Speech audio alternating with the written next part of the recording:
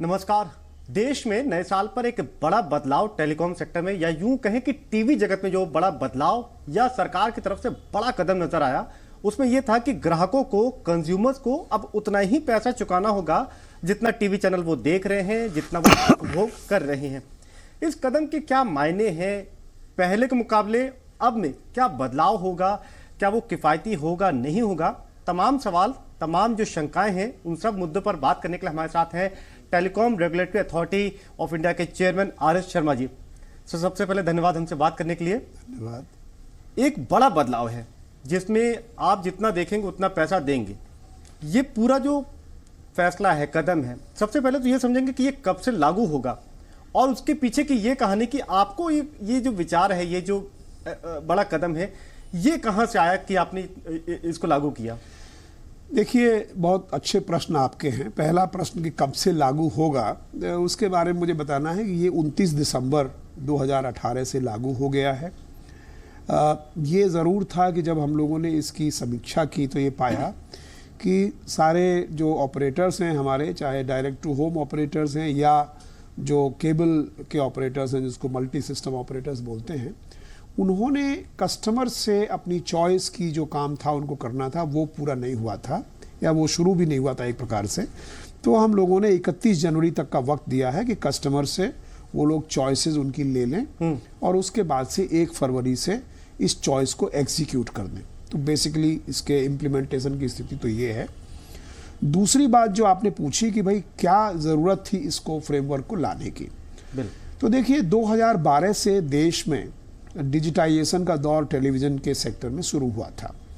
उसके पहले analogue system चल रहा था और हम लोगों ने पूरे प्रक्रिया को एक प्रकार से मिनिस्ट्री ऑफ इंफॉर्मेशन ब्रॉडकास्टिंग ने मार्च 2017 में डिजिटाइजेशन का काम कंप्लीट हो गया।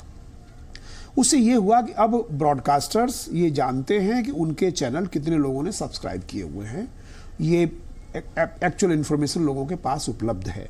तो एक प्रकार से ट्रांसपेरेंसी, कितने ग्राहक हैं किस चैनल के, इसके बारे में आ गई। ठीक है। लेकिन इसका फायदा जो कंज्यूमर्स को मिलना चाहिए था वो नहीं मिला।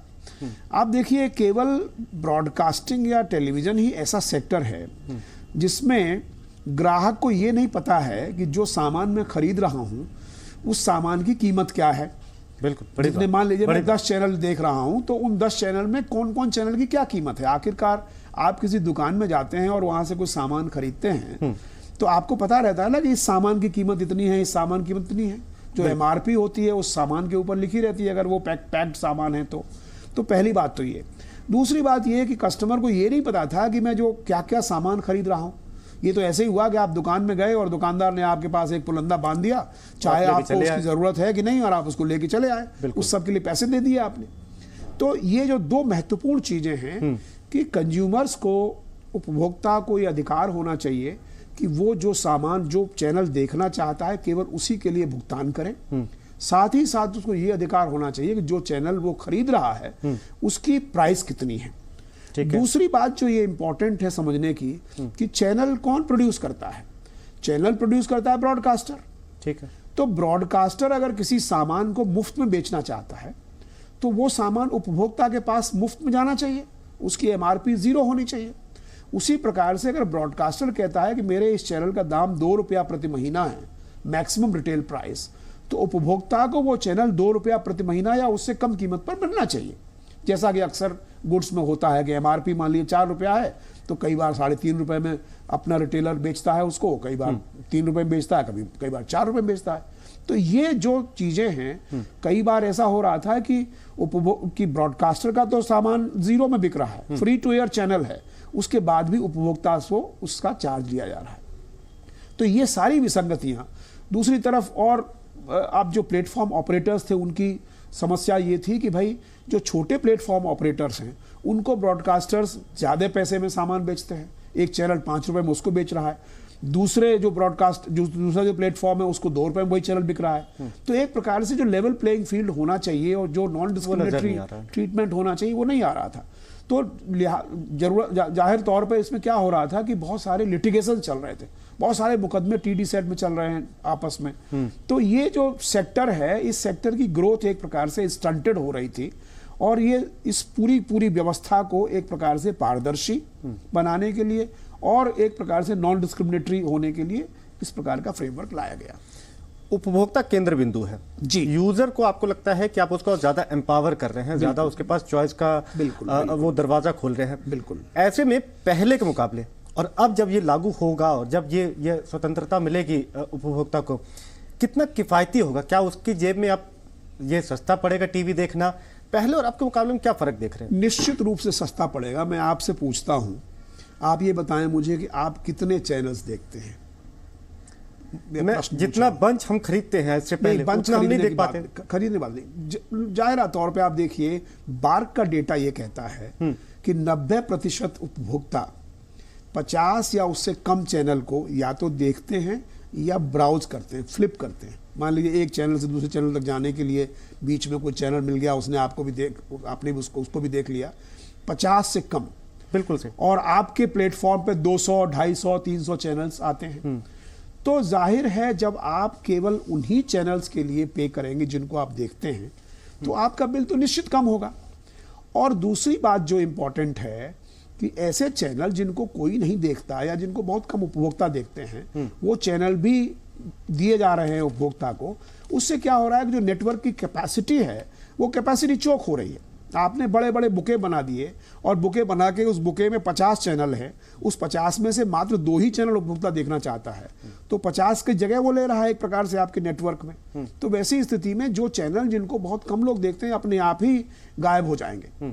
तो एक प्रकार से कंटेंट डेवलपमेंट में भी मदद मिलेगी और इसमें उपभोक्ता को उतने ही पैसे देने पड़ेंगे जितने वो चैनल देखता है।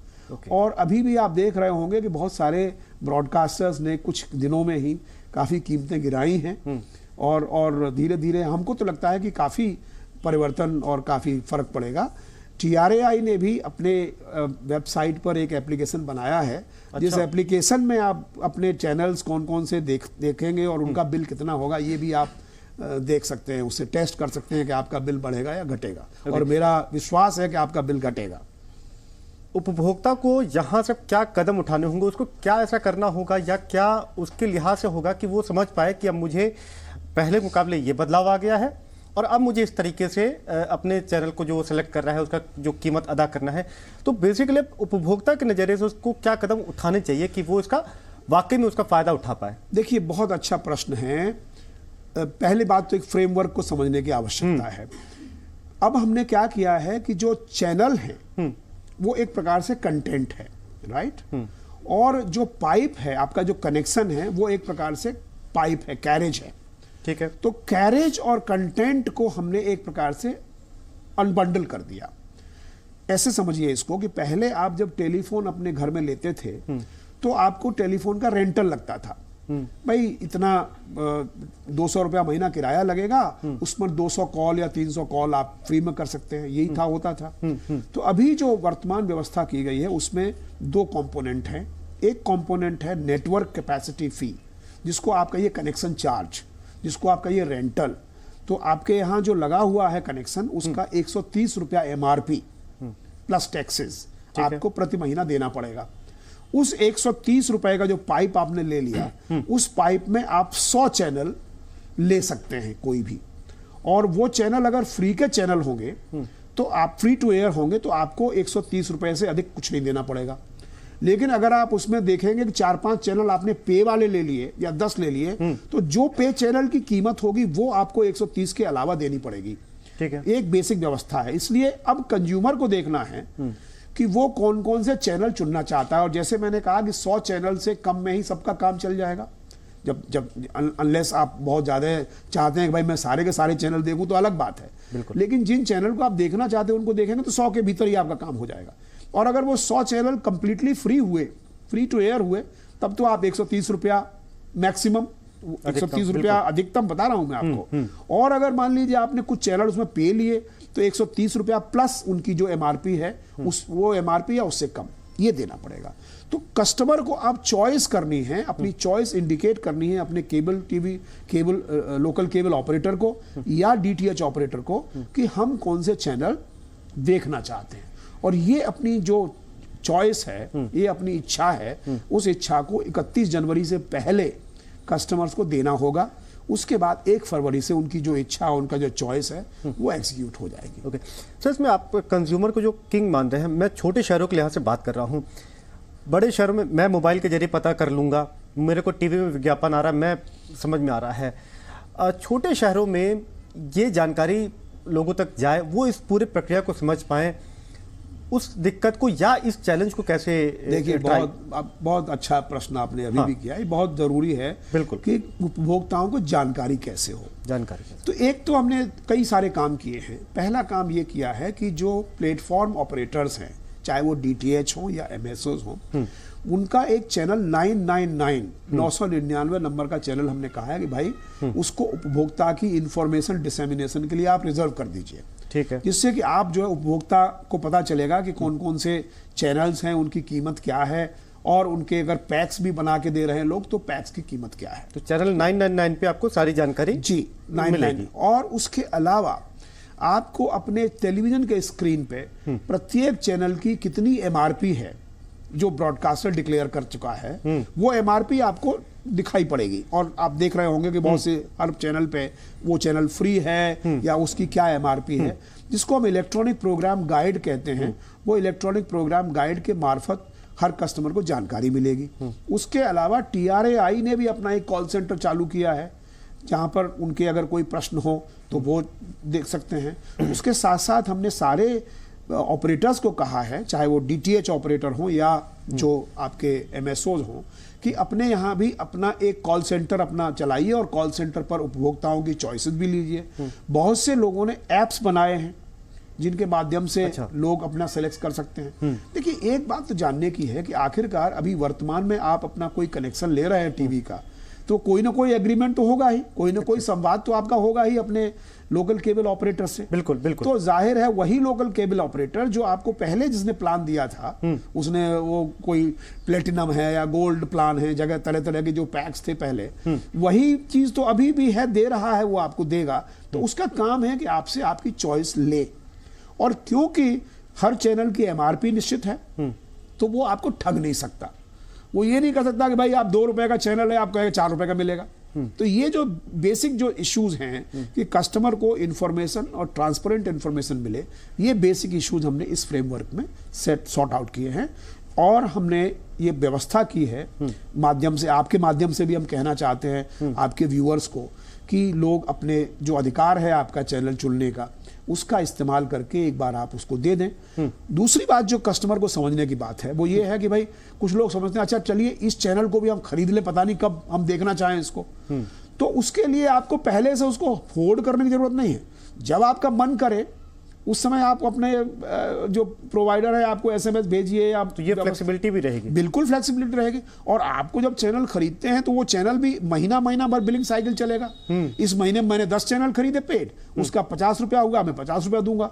अगले महीने में उन 2 चैनल और जोड़ दूंगा, वो पैसा दूंगा। तीसरे महीने में 15 चैनल काट दूंगा, उसका पैसा दूंगा। तो ऐसा नहीं है कि आपको पहले से ही साल भर के लिए लंबा चौड़ा एक प्रोग्राम बना के सारे चैनल खरीद लें। मेरा अनुरोध होगा कि वही चैनल खरीदें जिन चैनल को आप देखेंगे। और जब आपको एक्स्ट्रा मन करे चैनल देखने का, इनफैक्ट एक और अच्छी बात हमने की है वो ये है कि अब वर्तमान में आप कोई चैनल अगर सब्सक्राइब नहीं कर रहे हैं, उसको जब चैनल का नंबर दबाते हैं तो उसमें आता है कि आपका ये चैनल सब्सक्राइब नहीं है। अब हमने कहा है कि उसका न केवल नंबर तो आएगा, ठीक है सब्सक्राइब नहीं है, लेकिन उस चैनल पे क्या चल रहा है इसकी जानकारी होनी चाहिए, और उस चैनल की क्या प्राइस है इसकी जानकारी होनी चाहिए। तो अगर मान लीजिए हमको लगता है अरे भाई इस चैनल पे एक अच्छा प्रोग्राम आ रहा है, तो हम उस चैनल को तुरंत सब्सक्राइब कर सकें। तो ये जो फ्लेक्सिबिलिटी है जिसमें आप ऐड डिलीट जो भी कर सकते हैं, वो फ्लेक्सिबिलिटी से ये जरूरी है कि आप अननेसेसरी ऐसे चैनल जिनको आप कहीं ऐसा तो नहीं कि शुरू में ये जो फ्लेक्सिबिलिटी बड़ी कॉम्प्लेक्स हो जाए? कोई कॉम्प्लेक्स नहीं होगी। अरे भाई ये सामान तो ये है, मान लीजिए इस महीने आप समझते हैं कि एक खेल का चैनल आपको देखना है तो आप सब्सक्राइब कर लीजिए, अगले महीने उसको ड्रॉप कर दीजिए अगर आपको नहीं देखना है तो ये कोई इसमें क्या है भाई, जैसे सामान आप खरीदते हैं वैसे ही सामान आप खरीदिए।